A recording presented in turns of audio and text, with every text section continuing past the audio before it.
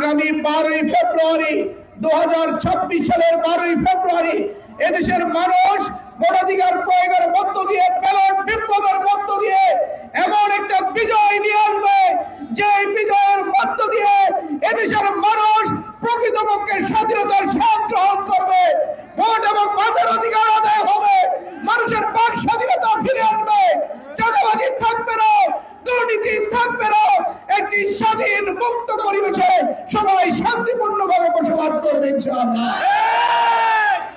সম্মানিত ভাইরা আমার, দীর্ঘ 16 বছর আমরা দেখেছিলাম একটা শক্তি শুধুমাত্র এই স্বাধীনতাকে, এই বিজয়কে, এই বাংলাদেশকে তাদের পৈতৃক সম্পত্তিতে তারা পরিণত করেছিল। আজকে তাদের বিদায় ঘণ্টা বেজে গিয়েছে, তারা চলে গিয়েছে, তারা মামুর বাড়ি চলে গিয়েছে। কিন্তু আরেকটি দল আমরা লক্ষ্য করছি এই বাংলাদেশকে তারাও নিজেদের পৈতৃক সম্পত্তি মনে করছে, রাষ্ট্রীয় প্রতিষ্ঠানগুলোকে তারা নিজেদের পৈতৃক সম্পত্তি মনে করছে, বাংলাদেশের সকল প্রতিষ্ঠানে তাদের দখলদারিত্ব তারা বজায় রেখেছে। আমরা বলতে চাই আগামী দিনে আর কোন দখলদারি থাকবে না, কারণ ফ্যামিলির রাজত্বই বাংলাদেশে থাকবে না ইনশাআল্লাহ।